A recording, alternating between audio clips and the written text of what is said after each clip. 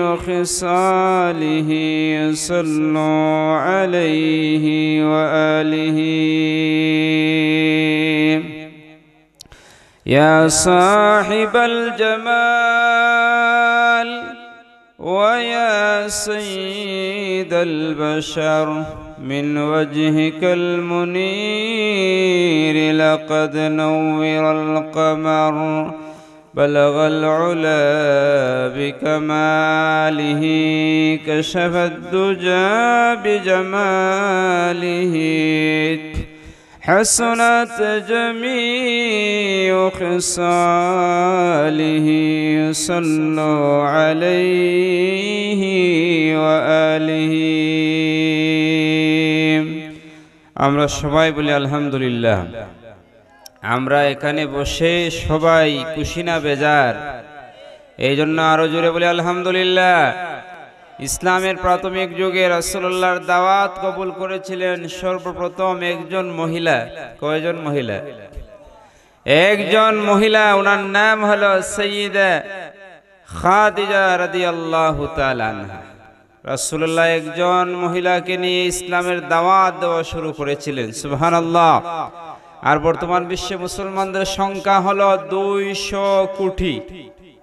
কয়শো কোটি? প্রায় 200 কোটি মুসলমান। এই জন্য সংখ্যা কতটুকু এটা আল্লাহ গণনা করবেন না। এখানে আপনারা বসেছেন হয়তো 50-60 জন মানুষ, অনেক মা বোন বসেছে আমি দেখেছি। আলহামদুলিল্লাহ, তারাও আজ শোনা দরকার আছে কিনা? তারা আমাদের সমাজের একটা অংশ, তারা আমাদের পরিপূরক। একজন মা জন্ম দিতে পারে আব্দুল কাদের জিলানী রহমাতুল্লাহ আলাইহি, একজন মা জন্ম দিতে পারে খাজা বাহাউদ্দিন নকশবন্দি রহমাতুল্লাহ আলাইহি, একজন মা জন্ম দিতে পারে জগৎ বিখ্যাত ওলি। ঠিক কিনা বলুন? এই জন্য আমাদের মা বোন যারা আলোচনা শুনছেন মনোযোগ দিয়ে শুনবেন। আপনাদের উদ্দেশ্যেও কিছু কথা বলবো। আমি যেই কথাটি বলছিলাম যে আল্লাহ রাব্বুল আলামিন কখনো দেখবেন না যে 1 লক্ষ মানুষ হয়েছে কিনা, 1000 মানুষ হয়েছে কিনা। আল্লাহ রাব্বুল আলামিন লক্ষ্য করেন বান্দা বান্দির অন্তরের দিকে। আমার বান্দা, আমার বান্দি, যুবক ছেলেরা তারা কি জন্য এসেছে। এই জন্য হাদিসে এসেছে ইন্নাল্লাহা লা ইয়ানজুরু ইলা সুওয়ারিকুম ওয়ালাকিন ইয়ানজুরু ইলা কুলুবিকুম। আল্লাহ রাব্বুল আলামিন তোমাদের সূরতের দিকে তাকাবেন না, কে লাল কে কালো এই হিসেবে কি আল্লাহ হিসাব করেন? না। আল্লাহ রাব্বুল আলামিনের কাছে হিসাব হলো বান্দার অন্তর। বান্দা বান্দি কোন অন্তর নিয়ে, কোন মন নিয়ে মাহফিলে বসেছে এটা আল্লাহ দেখেন। কে কালো কে লাল এটা আল্লাহ রাব্বুল আলামিনের কাছে কোনো বিষয় নয়, ফ্যাক্টর নয়। আমরা মনে করি আমাদের সমাজে লাল মানুষের মূল্য বেশি, ঠিক কিনা? যার চামড়া লাল তাকে সবাই চয়েস করে। কালো মহিলাকে কেউ বিয়ে করতে চায় না, কালো ছেলেকে কোনো মেয়ে বিয়ে করতে চায় না, এমন আছে না? কিন্তু কালোর মাঝে যে ভালো আছে এটা আমরা জানি না। আবার লালের মাঝে ও যে খারাপ আছে এটাও আমাদের জানা নাই। এই জন্য একটা মানুষের মর্যাদা মাপকাঠি গণ্য হয় তার গুণাগুণ দিয়ে। একটা লাল মানুষ সে যদি চুরি করে তাহলে কি সে ভালো? সে ভালো না। কিন্তু একজন কালো মানুষ, সে তাহাজ্জুদ গুজারি, সে মিথ্যা বলে না, সে আমানতের খেয়ানত করে না, সে বড়কে সম্মান করে, সমাজের কাজ করে, এমন মানুষকে সবাই ভালোবাসে কিনা বলেন? যেমন ইসলামের প্রথম যুগে যারা ইসলাম ধর্ম গ্রহণ করেছিলেন তাদের মধ্যে অন্যতম হলো বেলাল ইবনে রবাহ রাদিয়াল্লাহু তাআলা আনহু। বেলাল রাদিয়াল্লাহু তাআলা ছিল কালো, এমন কালো এই যে মাইকের যে মাউথ আছে না, এই ধরনের কালো। কেন কালো? বেলাল রাদিয়াল্লাহু তাআলা আনহু ছিলেন আফ্রিকা মহাদেশের মানুষ, হাবশার মানুষ, ইথিওপিয়ার মানুষ। আমি একাধারে 5 বছর আফ্রিকার মানুষ দেখছি। 5 বছর একসাথে আমরা পাশাপাশি রুমে বসবাস করেছি। কিভাবে? আমি যখন দীর্ঘ 5 বছর মিশরে পড়াশোনা করি। মিশর হলো আফ্রিকা মহাদেশের একটা দেশ, যদিও আরব দেশ। এই মিশরের জাল আজহার বিশ্ববিদ্যালয় রয়েছে, সেখানে পৃথিবীর সকল দেশের ছেলেরা পড়াশোনা করে এবং বিদেশি যারা আছি আমরা, আমাদের জন্য আলাদা হোস্টেল আছে, আন্তর্জাতিক হোস্টেল।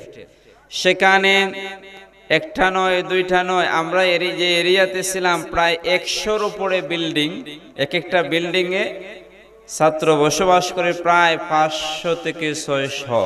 আলহামদুলিল্লাহ, এই বিশাল ব্যবস্থা রেখেছে সরকার করে এখন থেকে 1000 বছর আগে। আমি যে এই কথাটি বলছিলাম, আমার পাশেই এক আফ্রিকান ছেলে ছিল, আমার চেয়ে আরো 1 হাত লম্বা হবে, কিন্তু প্রায়ই দেখতাম সপ্তাহ সপ্তাহ সে মাথা খামায়, মুন্ডন করে। আমি জিজ্ঞেস করেছিলাম, মুহাম্মদ লিমাযা হালাকতা তাহলিক ফি কুল্লি উসবুইন? তার নাম মুহাম্মদ ছিল। আমি বললাম, তুমি প্রত্যেক সপ্তাহে তোমার মাথা মুন্ডন করো কেন? সে বলল, ইয়া আখি, হে আমার ভাই, তুমি আমার মাথায় হাত দিয়ে দেখো, হাত, তাদের চুলগুলি একেবারে তারের মতো শক্ত। এগুলি আল্লাহর একটা গুণ, আল্লাহ রাব্বুল আলামিন সৃষ্টির মাঝে পার্থক্য করে রেখে দিয়েছে, এবং তার চেহারা এত কালো। বর্ণনা করার জন্য বলছি, আমি ঘৃণা করি না। আল্লাহর সৃষ্টিকে ঘৃণা করা যাবে? ঘৃণা করা যাবে না। কালোকে ঘৃণা করা যাবে না। যার হাত নাই তাকে ঘৃণা করা যাবে না। যে লেংরা তাকে ঘৃণা করা যাবে না। যে বাঠি ওই মহিলা বা পুরুষকে ঘৃণা করা যাবে না। ঘৃণা যদি করেন, আল্লাহ রাব্বুল আলামিন আপনাকে ভালোবাসবেন না। যেমন আমাদের নবীজি বেলাল রাদিয়াল্লাহু তাআলা কালো ছিল, কিন্তু মনটা ছিল খুব ভালো। মনটা ছিল কি? খুব ভালো। ওনার মনিব যখন বারবার ওনাকে মরুভূমির মধ্যে, রোদের মধ্যে শোয়াইয়া আঘাত করেছিল, তখনও বেলাল বলেছিল, আহাদ আহাদ আহাদ আহাদ, আল্লাহ এক, আল্লাহ এক, আল্লাহ এক। সুবহানাল্লাহ। এই বেলাল রাদিয়াল্লাহু তাআলা আনহু কে শুধু তাই না, মরুভূমির উত্তপ্ত বালুর মধ্যে শোয়াইয়া ওনার পিঠের মধ্যে পাথর চাপা দেওয়া হয়েছে, এমনকি ওনার গলার মধ্যে রশি লাগাইয়া উটের সাথে বেঁধে দিয়েছে। উট দৌড়াইছে, কিন্তু বেলালের চামড়া উঠে গিয়েছে। কিন্তু বেলাল রাদিয়াল্লাহু তাআলা আল্লাহর একত্ববাদ বলে যান নাই। সুবহানাল্লাহ। এই জন্য বেলাল রাদিয়াল্লাহু তাআলা আনহুকে আল্লাহ মহব্বত করতেন, নবীজি মহব্বত করতেন। সুবহানাল্লাহ। কিন্তু রং ছিল কালো। রং কেমন ছিল? কালো, খুবই কালো ছিল। বেলাল রাদিয়াল্লাহু তাআলা হলেন নবীজির প্রধান মুয়াজ্জিন। হাশরের ময়দানে যার গর্দান সবচেয়ে বেশি লম্বা হবে, সম্মানিত হবে, উনি হলেন বেলাল ইবনে রাবাহ রাদিয়াল্লাহু তাআলা আনহু। কিন্তু চেহারা ছিল কালো। জান্নাতে গেলে কালো থাকবে না কেউ। আমরা যখন জান্নাতে যাব, কেউ কালো থাকবো না, সবাই সুন্দর হয়ে যাব। সুবহানাল্লাহ। এবং আমরা সকলে যুবক হয়ে যাব। এই কথা জানেন না আপনারা? রাসূলুল্লাহ একদিন একজন মহিলাকে বললেন, বৃদ্ধ মহিলারা জান্নাতে যাবে না। এই কথা শুনে ওই মহিলা কান্নাকাটি করা শুরু করে দিল। ইয়া রাসূলুল্লাহ, ইয়া হাবিবাল্লাহ, আমি কি অপরাধ করলাম? আমি কি জন্য জান্নাতে যেতে পারবো না? রাসূলুল্লাহ মাঝে মধ্যে কৌতুক করতেন, সত্য কৌতুক জায়েজ। রাসূলুল্লাহ মুস্কি হেসে বললেন, ও বৃদ্ধা, আসলে জান্নাতে যারা যাবে সকলেই যুবতী হয়ে যাবে। সুবহানাল্লাহ। তোমার মতো বৃদ্ধা মহিলারা জান্নাতে যাবে না। সুবহানাল্লাহ।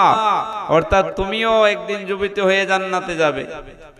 যাই হোক, আমি যে এই কথাটি বলেছিলাম মনে আছে তো, যে আল্লাহ কালো দেখেন না, সাদা দেখেন না, আল্লাহ দেখেন আপনার মন।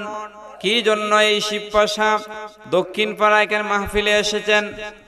আমরা কি জন্য এসেছি? কোরআন হাদিস থেকে কিছু কথা শুনে জীবনকে সুন্দর করার জন্য, ঠিক কিনা বলুন? মা বোন যারা আছেন আপনারা বসেছেন, আমাদের কাছ থেকে কিছু কথা শুনবেন, যে এই কথাগুলি আপনার জীবনকে গড়িয়ে দিবে, জীবনকে সুন্দর করে দিবে, অন্য কোনো উদ্দেশ্য নয়। আমার যুবক ভাইয়েরা, আমার মুরব্বী বাবারা, আমি ভূমিকার মধ্যেই এই কথাগুলি বলেছি।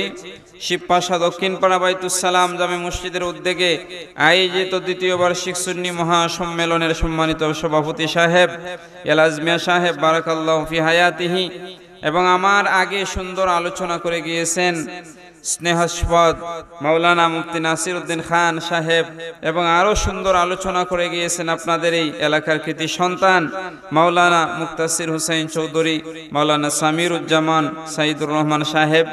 আল্লাহ যেন ওনাদের হায়াতে এলেমে আমলে বরকত দান করেন, আমরা সবাই বলি আল্লাহুম্মা আমিন। আপনারা অনেক আলোচনা শুনেছেন, রাত্র গভীর, এরপরও যেহেতু এসেছি, আমার কিছু হক আছে আপনাদের উপরে, এবং আপনাদের কিছু হক রয়েছে আমার উপরে, ঠিক কিনা বলুন? আপনারা যারা এখানে কষ্ট করে বসে আছেন যে হুজুর আসবেন, কিছু কথা বলবেন, আমি কিছু কথা বলবো, কিছু সময় কথা বলে আপনাদের কাছ থেকে বিদায় নিয়ে যাব। যতক্ষণ কথা বলবো আপনারা মনোযোগ দিয়ে শুনবেন তো ইনশাআল্লাহ? ইনশাআল্লাহ। আমি আপনাদের সন্তান, হবিগঞ্জের, যদিও পড়াশোনা হয়েছে মিশরে, পড়াশোনা হয়েছে ঢাকাতে, এই সুবাদে আমি শিবপাশা এই বছরে রানিং বছরে প্রায় 5টা মাহফিল করে গিয়েছি। হয়তো ভালো লেগেছে, এই জন্য মাওলানা মুক্তাসির দাওয়াত দিয়েছেন। আমি আপনাদের সামনে কোরআনুল কারীম থেকে একটি আয়াতে কারিমা তেলাওয়াত করেছি, সেই আয়াতের আলোকে কিছু কথা বলবো। আল্লাহ যেন আমাদের এই আশা বসারে কবুল করেন, আমরা সবাই বলি আল্লাহুম্মা আমিন। আরো জোরে বলি আল্লাহুম্মা আমিন।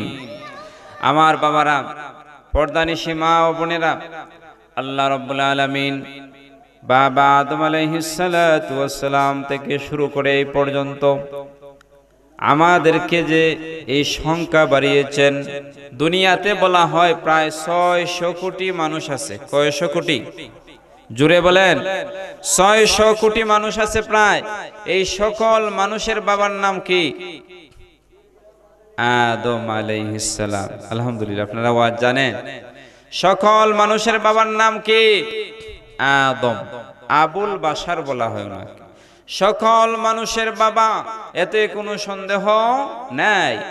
আদমকে আল্লাহ রাব্বুল আলামিন মা এবং বাবা ছাড়া সৃষ্টি করেছেন, ঠিক কিনা বলুন? আল্লাহ পারেন কিনা? আর একজন নবীকে আল্লাহ রাব্বুল আলামিন বাবা ছাড়া বানিয়েছেন, ওই নবীর নাম কি? ঈসা রুহুল্লাহ। ঈসা রুহুল্লাহ, ওনার কোনো বাবা নাই। আল্লাহ রাব্বুল আলামিন কুদরতি বাবে জিবরিল আমিনকে পাঠিয়ে বললেন, ও জিবরিল যাও, ঈসার মা মরিয়মের মুখে তুমি আমার রূহ ফুৎকার করে দিয়ে আসো। সুবহানাল্লাহ। আল্লাহ পারেন কিনা বলেন? আদমকে আল্লাহ বানাইলেন, বানানোর পরে কাকে বানাইলেন? ওনার স্ত্রী হাওয়া আলাইহাস সালাম। কুরআনুল কারীমে আল্লাহ উল্লেখ করেছেন, বিসমিল্লাহির রহমানির রহিম,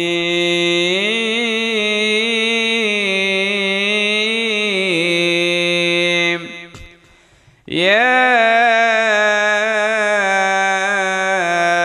আইয়ুহান নাস ইত্তাকু রাব্বাকুমুল্লাযী খালাকাকুম মিন নাফসিন ওয়াহিদাতিন ওয়া খালাকা মিনহা যাওজাহা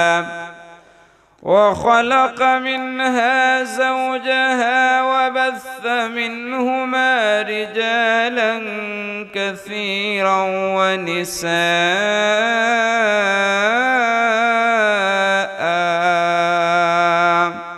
আল্লাহ রাব্বুল আলামিন বলেন, ও দুনিয়ার মানুষ সম্প্রদায়, তোমরা তোমাদের ওই রবকে ভয় করো। আমাদের রবের নাম কি? আল্লাহ। রব শব্দের অর্থ হইল প্রতিপালক। সত্যিকার ভাবে আমাদেরকে লালন পালন করেন কে? আল্লাহ। একটু জোরে বলেন, রাব্বুনাল্লাহ। আমাদের রবকে জোরে বলেন আমাদের রব কে? আমাদের লালন পালনকারী কে? কবরে একটা প্রশ্ন করা হবে, মার রাব্বুকা, তোমার রব কে, তোমার প্রতিপালক কে? আমরা যারা জান্নাতি হব আমরা সবাই বলবো রব্বি আল্লাহ। ও মুনকার নাকির, আমার রব হলো আল্লাহ। আমাদের রব কে বলেন? আল্লাহ। আল্লাহ বলেন, হে মানুষ সম্প্রদায়, তোমরা তোমাদের রবকে ভয় করো, যিনি তোমাদেরকে সৃষ্টি করেছেন একটি প্রাণ থেকে, একটি প্রাণ থেকে, অর্থাৎ আদম থেকে। সুবহানাল্লাহ। এবং আদম আলাইহিস সালাতু ওয়াস সালামের বাম পাজরের একটা তেরা হাড় থেকে, বাঁকা হাড় থেকে সৃষ্টি করেছেন তার স্ত্রীকে। সুবহানাল্লাহ। স্ত্রীর কথাই আজ বলবো। আমাদের সমাজে আজ স্বামী স্ত্রীর মধ্যে মিল মহব্বত নাই, ঝগড়া বিবাদ।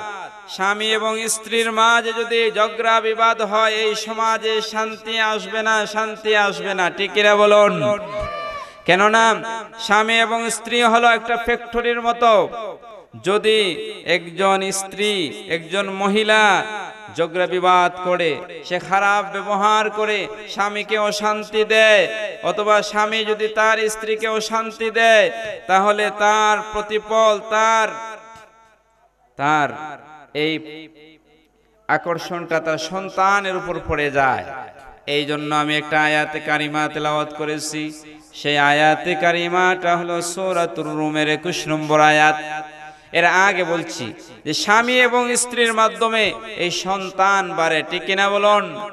মনে করেন আমার চাচা এখানে বসে আছে, উনি বিয়ে করেছেন, ওনার ছেলে সন্তান হয়েছে অথবা মেয়ে সন্তান হয়েছে, এদের আবার বিয়ে হবে, সন্তান বাড়বে না? এভাবে বাড়বে। যেমন আমার এই বাবার গর্ভে আমরা 5 ভাই এবং আমরা 7 বোন ছিলাম, 2 বোন মারা গেছে, 5 বোন আছে। তাহলে আমার বাবা একজনের মাধ্যমে আল্লাহ সন্তান দিয়েছেন 7 আর 4 11 জন, প্রায় 11 জন। আলহামদুলিল্লাহ।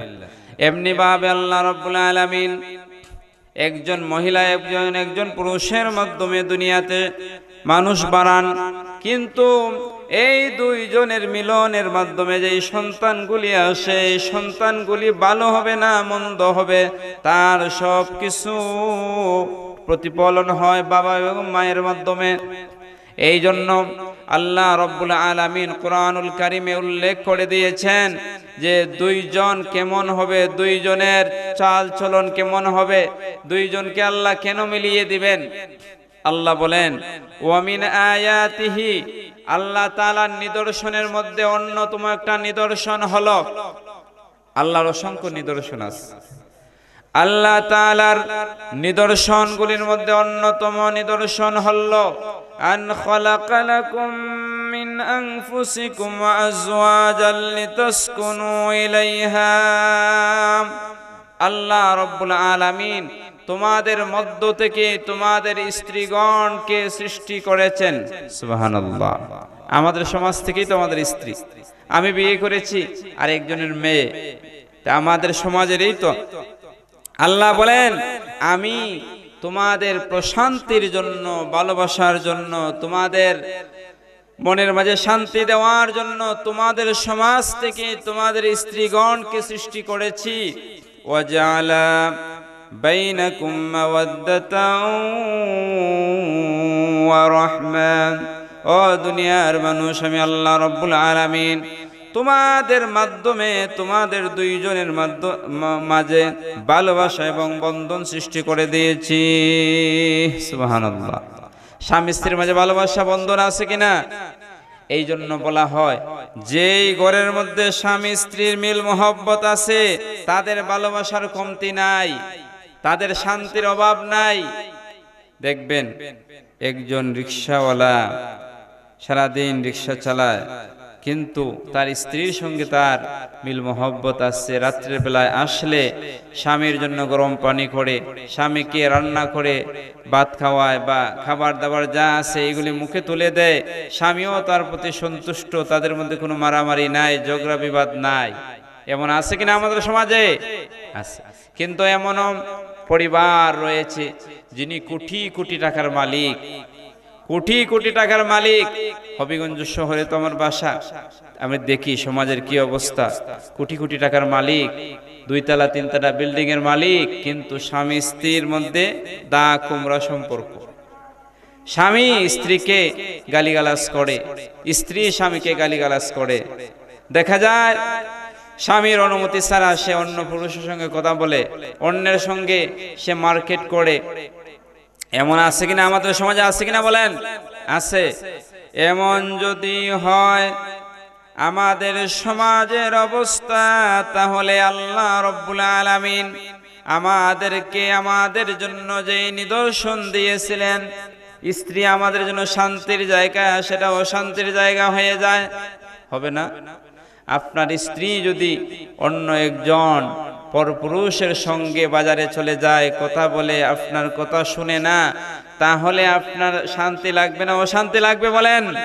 অশান্তি লাগবে। এই জন্য আমি এই আয়াতে কারিমাটা নিয়েছি যে আজ আমাদের সমাজে আমাদের মা বোন বা আমাদের স্ত্রী যারা আর আমরা যারা স্বামী, আমাদের মধ্যে এই দূরত্বটা কেন? আমরা কেন শান্তির সমাজ বানাইতে পারি না? সাহাবায়ে কেরাম এবং রাসূলুল্লাহর স্ত্রীগণ কেমন ছিলেন আর আমরা কেমন হয়ে গেছি। একজন সাহাবী, মহিলা সাহাবীর কথা আমি ইনশাআল্লাহ বলবো।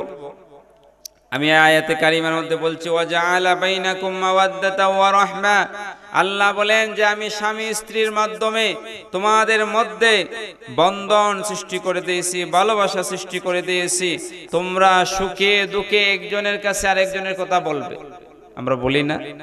মনে করেন সারাদিন আপনি কষ্ট পাইলেন, স্ত্রীকে গিয়া যদি একটু নরম ভাষায় বলেন, আপনার দুঃখটা হালকা হবে কিনা? হালকা হবে। আমার মা বোন যারা আছেন আপনারা শুনবেন, এবং যারা বিবাহিত আপনারাও শুনবেন, যুবক যারা আছেন আপনারা শুনবেন। এবং মনে করেন আপনার স্ত্রী অনেক কষ্ট পেয়েছে, রাতের বেলায় আপনি যখন বিছনায় গেলেন, ঘরে গেলেন, আপনার স্ত্রী আপনাকে বলল, স্বামী হে, আজ আমি অনেক কষ্ট পেয়েছি, আমার কষ্টের কথাগুলি শুনেন। এইভাবে যখন বলবে, দেখবেন দুইজনের কষ্ট লাঘব হয়ে যায়। হয় কিনা বলেন? হয়ে যায়। এই জন্য আল্লাহ রাব্বুল আলামিন বলেন, ইন্না ফি যালিকা লাআয়াতিল লিকাউমিন ইয়াতাফাক্কারুন। ও দুনিয়ার মানুষ, ও দুনিয়ার পুরুষেরা, মহিলারা, তোমরা জেনে নাও আমি আল্লাহ রব্বুল আলামিন ওই স্বামী এবং স্ত্রী সৃষ্টি করেছি, এবং এর মধ্যে চিন্তাশীল যারা রয়েছে, গবেষক যারা রয়েছে, এদের জন্য অনেক শিক্ষণীয় বিষয় রয়েছে। কেমন রয়েছে দেখেন। ইউরোপ, আমেরিকা, লন্ডনে আমার অনেক বন্ধু বান্ধব রয়েছে। আমার এক বন্ধু মাওলানা, উনি বিয়ে করেছেন একজন ডাক্তার মহিলা, MBBS ডাক্তার। আমি কথাবার্তার মাধ্যমে কিছু নসিহত করব, সুর টুর খুব বেশি দিব না। মাওলানা সাইদ আহমদ রাহিক, উনি আমার সাথে খুব ভালো একটা সম্পর্ক ছিল, মিশরে ছিলেন কিছুদিন আমার সাথে। উনি আমাকে সিলেটে যখন আমি আল্লামা সাহেব কিবলা ফুলতলি রহমতুল্লাহ মাদ্রাসার শিক্ষক ছিলাম, তখন উনি আমার কাছে যাইতেন। উনি একদিন হঠাৎ করে দেখি উনি আমার মাদ্রাসায় উপস্থিত, অথচ উনি 2 বছর আগে লন্ডন গিয়েছে। আমি জিজ্ঞেস করলাম, আপনি কেন আসলেন হঠাৎ করে? উনি চোখের পানি ফেলে দিয়ে বললেন, ভাই, আমি বিয়ে করেছি একজন ডাক্তার মহিলাকে, কিন্তু এই ডাক্তার মহিলা আমাকে বলে যে আমার ইনকামের কোনো অংশ আমার মা বাবাকে আমি দিতে পারবো না। নাউজুবিল্লাহ বলেন। শুধু তাই না, আমার শ্বশুর শাশুড়িও বলে যে তোমার বাবা মায়ের সাথে বাংলাদেশে কোনো যোগাযোগ করতে পারবে না। এই জন্য ভাই মানসিকভাবে আমি অসুস্থ হয়ে গিয়েছি, এই জন্য আমি লন্ডন থেকে বাংলাদেশে চলে এসেছি। নাউজুবিল্লাহ। শুধু তাই না, আমার একটা সন্তান হয়েছে, এই সন্তানটারে তারা আমার মা বাবার সঙ্গে কথা বলতে দেয় না। তাহলে বলেন এই পরিবারে শান্তি আছে? কেন নাই? ইসলামী বিধিবিধান নাই সেখানে। কেমন বিধিবিধান নাই? স্বামীর কথা স্ত্রী উঠবে এবং বসবে। কিন্তু বর্তমান সমাজে দেখা যায় স্ত্রী বলে আপনি টাকা পয়সা দিতে পারবেন না মা বাবাকে। নাউজুবিল্লাহ বলেন। স্ত্রীর এই কথা মানা যাবে? স্ত্রীর এই কথা মানা যাবে?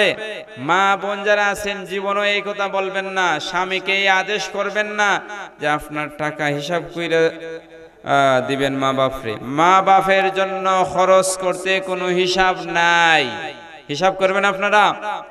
মা এবং বাবার উসিলায় আপনারা দুনিয়াতে এসেছেন, কিন্তু সুন্দরী মহিলা পেয়ে যদি বলেন, মহিলা যদি আপনাকে উপদেশ দেয় মা এবং বাবার এত বেশি দেওয়ার দরকার নাই, তাহলে বুঝতে হবে ওই মহিলা ভালো না। এই মহিলা কি ভালো না। এই জন্য আমার বন্ধুকে আমি অনেক বুঝাইলাম, শেষ পর্যন্ত ফলাফল হলো ওনার স্ত্রী ওনাকে ডিভোর্স দিয়ে চলে গিয়েছে। ডিভোর্স। শান্তি হয়েছে সমাজের মধ্যে? শান্তি হয় নাই। কেন হয় নাই?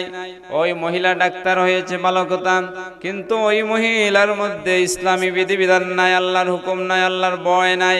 তার তো ভয় করা উচিত ছিল, উনি আমার স্বামী। উনি কে? উনি আমার স্বামী। স্বামীকে আমি অর্ডার দিতে পারি না। তাহলে মা বোন যারা আছেন, স্বামীকে অর্ডার দিবেন না, স্বামীকে উল্টা পাল্টা কথা বলবেন না। এই কথা কখনো বলবেন না যে মা এবং বাবাকে বাদ দিও না, মা এবং বাবাকে টাকা হিসাব করে দিও। এই কথা যদি বলেন আল্লাহর পক্ষ থেকে লানত এসে যাবে। কি এসে যাবে বলেন? লানত এসে যাবে। তাহলে বলছিলাম, বর্তমানে ইউরোপের বিভিন্ন দেশে, লন্ডন, আমেরিকায় পরিবারগুলি টুকরো টুকরো হয়ে যাচ্ছে। কেন? এরা বাক স্বাধীনতা চায়। মহিলারা বলেন আমরা স্বাধীন, আমরা আমাদের মতো চলবো, আমরা আমাদের মতো পোশাক পরবো, আমরা আমাদের মতো স্কিন টাইট পোশাক পরবো। নাউজুবিল্লাহ বলেন।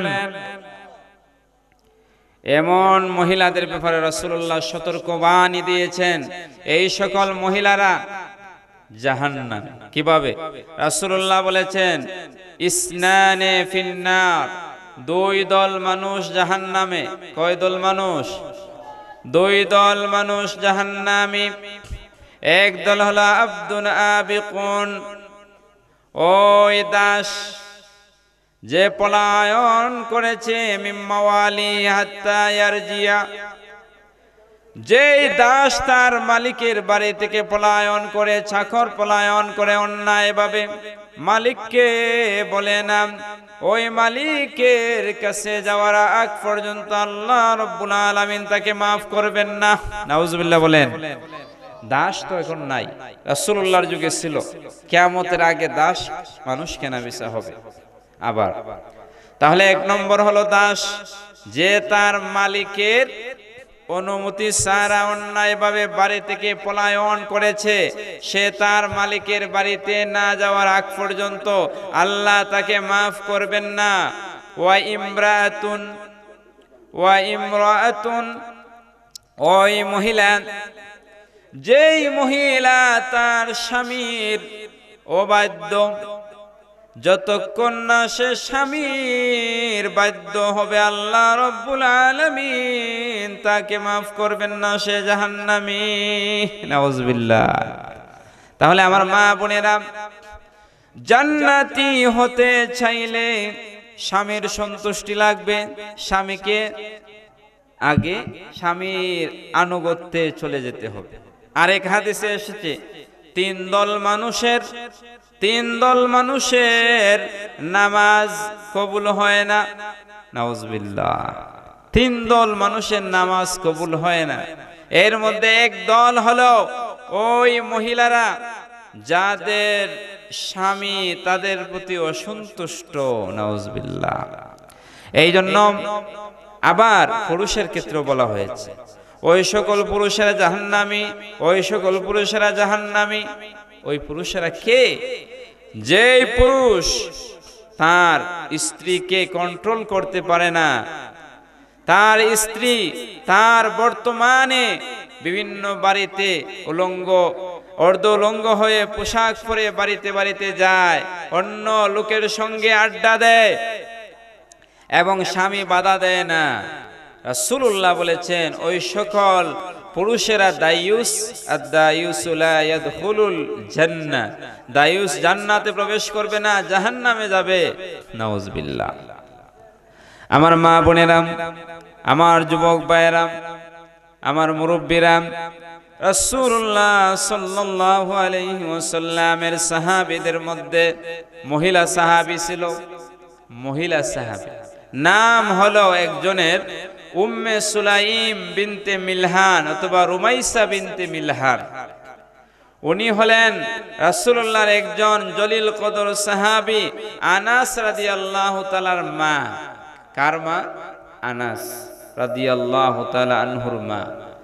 আনাস রাদিয়াল্লাহু তাআলার মা প্রথম বিবাহ হয়েছিল মালিক ইবনে নজরের সাথে, একজন মুশরিক অথবা অন্য ধর্মের লোক ছিলেন। কিন্তু রাসূলুল্লাহ যখন মক্কাতুল মুকাররমা থেকে মদিনাতুল মুনাওয়ারায় হিজরত করে গেলেন, তখন আনাস রাদিয়াল্লাহু তাআলার মা ইসলাম ধর্ম গ্রহণ করলেন আর পরে নিলেন লা ইলাহা ইল্লাল্লাহু মুহাম্মাদুর রাসূলুল্লাহ সাল্লাল্লাহু আলাইহি ওয়াসাল্লাম। উনি মুসলমান হয়ে গেলেন। স্বামী রাগান্বিত হইলেন মালিক ইবনে নজর, উনি ছিলেন অন্য ধর্মের লোক। উনি বললেন, ও আমার স্ত্রী রুমাইসা, তুমি আমার ধর্ম ত্যাগ করে, আমার বাপ দাদার ধর্ম ত্যাগ করে তুমি ইসলাম গ্রহণ করেছ। তুমি যদি ইসলাম ত্যাগ না করো তাহলে আমি আর বাড়িতে আসবো না। নাউজুবিল্লাহ।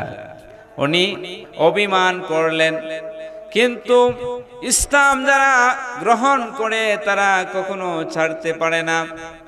আনাস রাদিয়াল্লাহু তাআলার মা বললেন, স্বামী হে, আমার জান যাইতে পারে, আপনি যাইতে পারেন, আমার মা বাবা আমাকে ত্যাগ করতে পারে, কিন্তু আমি রুমাইসা কখনো রাসূলুল্লাহর কালিমা ছাড়ব না। সুবহানাল্লাহ। তখন স্বামী অভিমান করে বাড়ি থেকে বের হয়ে গেল, বলল, ও আনাসের মা, আমি বাড়ি থেকে বের হয়ে গেলাম, আর কখনো বাড়িতে ফিরে আসবো না। অভিমান করলেন। কেন অভিমান করলেন?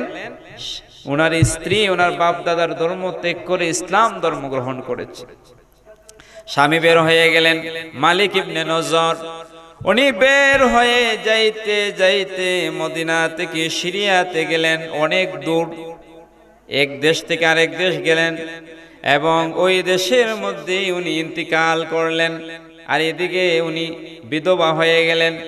কিছুদিন পরে রাসূলুল্লাহ যখন মদিনায় আগমন করার কিছুদিন পরে বললেন, ইয়া রাসূলুল্লাহ, ইয়া হাবিবাল্লাহ, আমার তো কিছু দেওয়ার নাই, আমার স্বামী আমাকে ত্যাগ করে চলে গিয়েছে এবং মারা গিয়েছে।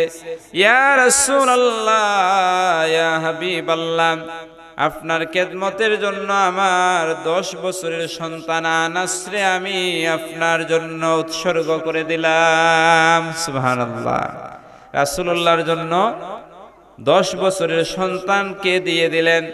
রাসূলুল্লাহ বললেন, ও রুমাইসা, মতান্তরে ওনার অন্য একটা নাম উম্মে সুলাইম বিনতে মিলহান, ও রুমাইসা, এই 10 বছরের তোমার সন্তান দিয়ে আমি কি করব?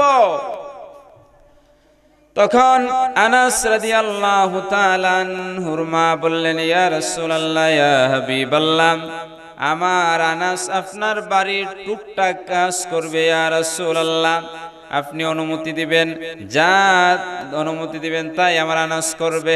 রাসূলুল্লাহ খুশি হয়ে আনন্দিত হয়ে আনাসকে খাদিম বানাইলেন। সুবহানাল্লাহ। খাদিম বানাইলেন। আর এইদিকে আনাস রাদিয়াল্লাহু তাআলার মা রুমাইসা ছিলেন সুন্দরী মহিলা এবং ধার্মিক মহিলা, এবং উনি আদা বয়সী।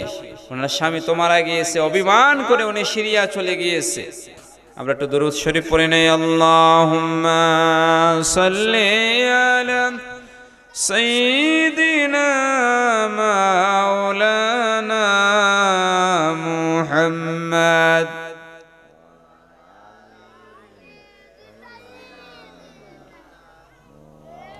লানা মুহাম্মদ। আমার বাবারা, আনাস রাদিয়াল্লাহু তাআলার মা সুন্দরী মহিলা এবং ধার্মিক মহিলা। এমন সময় একজন যুবক, ঠাগরা যুবক, নাম হলো আবু তালহা। কি নাম? আবু তালহা। উনি এসে বলল, আপনার তো স্বামী নাই, আমি আপনাকে বিয়ে করতে চাই। তখন আনাস রাদিয়াল্লাহু তাআলার মা বললেন, আমি মুসলমান আর তুমি হলে পুত্তলিক, তুমি মুসলমান হও নাই, আমাকে বিয়ে করতে হলে তোমাকে মুসলমান হওয়া লাগবে। আবু তালহা বললেন, ও আনাসের মা, তোমাকে যে আমি বিয়ে করব, আমার কাছে তো দেনমোহরের কোনো টাকা নাই। তখন আনাস রাদিয়াল্লাহু তাআলার মা বললেন, ও আবু তালহা, তুমি যদি ইসলাম ধর্ম গ্রহণ করো তাহলে তোমার ইসলাম ধর্ম গ্রহণ করাটাই হবে আমার জন্য মোহরানা। সুবহানাল্লাহ। এই জন্য ইসলাম ধর্মে একজন মহিলার বিয়ের মোহর হলো তার স্বামীর ইসলাম ধর্ম গ্রহণ। সুবহানাল্লাহ। সেই মহিলা হলো সেই মহিলাকে রুমাইসা, আনাস রাদিয়াল্লাহু তাআলার মা। আমি ঘটনাটা শেষ করে ইনশাআল্লাহ। তখন আবু তালহা খুশি হয়ে ইসলাম ধর্ম গ্রহণ করে ওই আনাস রাদিয়াল্লাহু তাআলার মাকে বিয়ে করলেন। বিয়ে করার পরে 1 বছর পরে একটা সন্তান আসলো, একটা সন্তান দুনিয়াতে আসলো। নাম হলো উমাইর। কি নাম? উমাইর রাদিয়াল্লাহু তাআলা আনহু। দেখা গেল আস্তে আস্তে বড় হচ্ছে। হঠাৎ করে একদিন অসুস্থ হয়ে গেল। অসুস্থ হয়ে যাওয়ার পরে আনাস রাদিয়াল্লাহু তাআলার ভাই, বৈপিত্রীয় ভাই রুমাইসা বিনতে মিলহান রাদিয়াল্লাহু তাআলা আনহা বললেন, ও স্বামী, আপনি টেনশন করবেন না, আপনি মসজিদে যান, নামাজে যান। উনি নামাজে গেলেন, আর ওইদিকে সন্তানটা খুবই অসুস্থ, মারা গেল। কি হইল? মারা গেল। ইন্না লিল্লাহি ওয়া ইন্না ইলাইহি রাজিউন। স্বামী মসজিদে নববীতে গেছেন, রোজা রেখে উনি ইফতার সহ মসজিদে নববীতে ইফতার করলেন। ইফতারের পরে মাগরিবের নামাজের পরে বাসাতে আসিয়া বললেন যে আমাদের সন্তানের কি অবস্থা। তখন ওই মহিলা জবাব দিল, স্বামী হে, আমাদের সন্তান আগের চেয়ে ভালো আছে। সুবহানাল্লাহ। দেখছেন মহিলা কত ধৈর্যশীলা। মহিলা স্বামীকে বলে নাই সন্তান যে মারা গিয়েছে। স্বামী আসার আগে সন্তানকে গোসল দিয়ে কাপড় লাগিয়ে ঘরের এক কর্নারে রেখে দিলেন, স্বামীকে বুঝতে দিলেন না। রাত্রের বেলায় স্বামী স্ত্রী খাওয়া দাওয়া করে ঘুমিয়ে গেলেন। দুইজনে জেমা করলেন, সহবাস করলেন এবং সকাল বেলায় আবার বললেন, হে আনাসের মা, আমার সন্তানের কি অবস্থা, আমার ছেলের কি অবস্থা। তখন আনাস রাদিয়াল্লাহু তাআলার মা চোখের পানি ফেলে দিয়ে বললেন, স্বামী হে, আপনার কাছে যদি কেউ দার কোনো জিনিস দেয়, মানে কর্জ দেয়, তাহলে আপনি কি সেটা ফিরিয়ে দিবেন না? স্বামী বললেন, আবু তালহা বললেন, হ্যাঁ অবশ্যই ফিরিয়ে দিব। তখন আনাস রাদিয়াল্লাহু তাআলার মা বললেন, আল্লাহ তাআলা আমাদেরকে একটা সন্তান দিয়েছিলেন, সেই সন্তানটা আল্লাহ নিয়ে নিয়েছেন। সুবহানাল্লাহ। এই কথা শুনে উনি রাগান্বিত হয়ে গেলেন। হ্যাঁ, তুমি আমার সন্তান মারা গিয়েছে, গতকাল তুমি আমাকে বলো না, এখন বলতেছো এই কথা।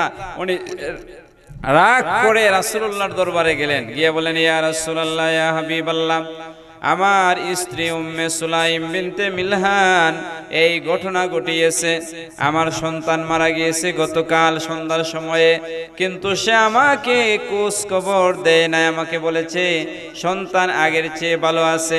ইয়া রাসূলুল্লাহ, ইয়া হাবিবাল্লাহ, আপনি এই আনাসের মার বিচার করেন। রাসূলুল্লাহ ডাকলেন। কাকে ডাকলেন? মহিলা সাহাবী এই উম্মে সুলাইমকে ডাকলেন। ডাকিয়ে বললেন, হে আনাসের মা, কি খবর, কি হয়েছে? তখন ওই মহিলা বললেন, ইয়া রাসূলুল্লাহ, ইয়া হাবিবাল্লাহ, আমাদেরকে আল্লাহ যে সন্তান দিয়েছিলেন এই সন্তানটা অসুস্থ ছিল গতকাল। তখন আমার স্বামী আপনার মসজিদে নববীতে নামাজে গিয়েছিলেন। এই মুহূর্তে আমাদের সন্তানটা মারা গিয়েছে। তখন আমি আমার সন্তানকে গোসল দিয়ে কাফন লাগিয়ে এক কর্নারে রাখছি, এই জন্য যে আমার স্বামী সারাদিন রোজা রেখেছে। রোজা রেখে উনি যখন বাড়িতে আসলেন উনি টায়ার্ড ছিলেন। আমি যদি আমার সন্তানের মরার খবরটা দিতাম তাহলে উনি কান্নাকাটি করত। এই জন্য আমি ধৈর্য ধারণ করেছি এবং আমার স্বামীকে বুঝিয়েছি যে আল্লাহ তাআলা আমাদের সন্তানকে আগের চেয়ে ভালো রেখেছেন। ইয়া রাসূলুল্লাহ, আমি কি ভুল করেছি? মূলত আমার স্বামীকে শান্তি দেওয়ার জন্য এই কাজটা আমি করেছি। তখন রাসূলুল্লাহ বললেন, ও আবু তালহা, তোমার স্ত্রীর মতো ধৈর্যশীলা মহিলা আমার চোখে আর পড়ে নাই। সুবহানাল্লাহ। ও আবু তালহা, তুমি এবং তোমার স্ত্রী দুইজন আজকের রাত্রের মেলামেশা করেছো। এই মেলামেশার বিনিময়ে আল্লাহ রব্বুল আলামিন তোমাদেরকে একটা সন্তান দিবেন, আর এই সন্তানের বংশের মধ্যে 7 জন জগৎ বিখ্যাত বড় বড় ওলির জন্ম হবে। সুবহানাল্লাহ। রাসূলুল্লাহ অগ্রিম বলে দিতে পারেন কিনা? দেখা গেল ওই রাত্রে যে তারা মেলামেশা করেছিল এর বিনিময়ে আল্লাহ রব্বুল আলামিন এদেরকে একজন সন্তান দিয়েছিলেন। ওই সন্তানের ঐশ্বর্যজাত বংশের মধ্যে 7 জন জগৎ বিখ্যাত আল্লাহর ওলি জন্ম হয়েছে। সুবহানাল্লাহ। এই ঘটনা কেন বললাম? আমাদের মা বোনেদের ধৈর্য নাই। সন্তান মারা গেলে তারা হাই হুল্লোড় করে, চিল্লাফাল্লা করে, কাপড় ছিঁড়ে ফেলে, অনেকে আছে বাড়ি ঘর ভেঙে ফেলে। নাউজুবিল্লাহ। এই মহিলা কেমন মহিলা জানেন? রাসূলুল্লাহ যখন মেরাজে গিয়েছিলেন তখন জান্নাতে একজন মহিলার নাড়াচাড়া দেখেছিলেন এবং সেই মহিলাকে জিবরিল আমিনকে জিজ্ঞেস করা হয়েছিল।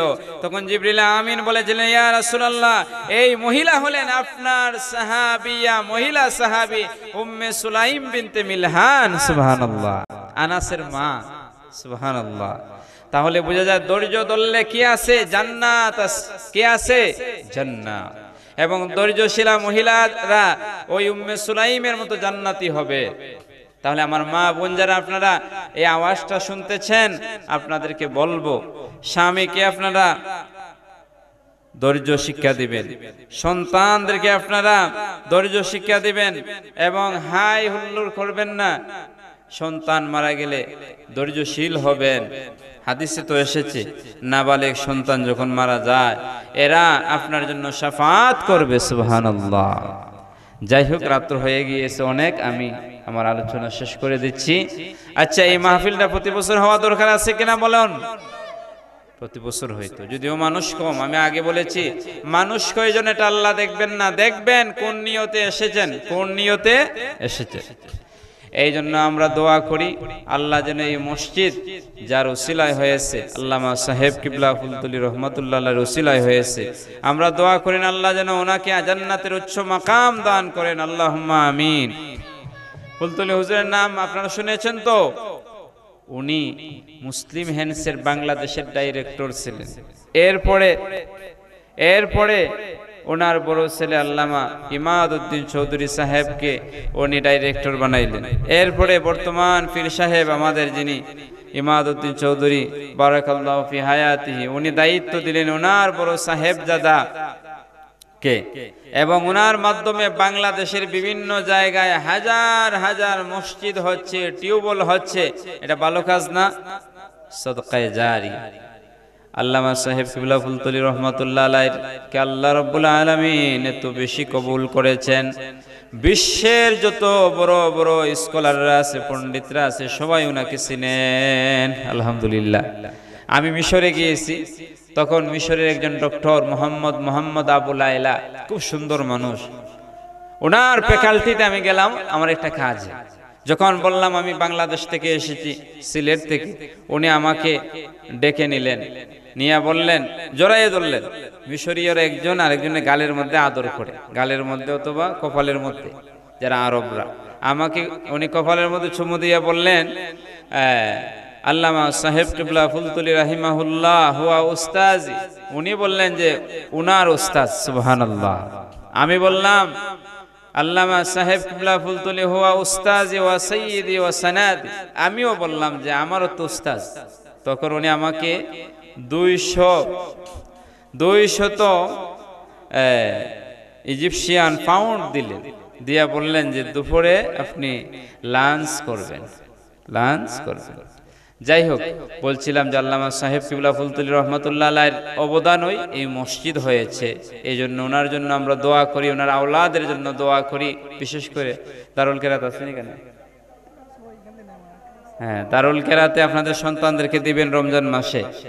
এই মাহফিলটা প্রতি বছর হইতো না।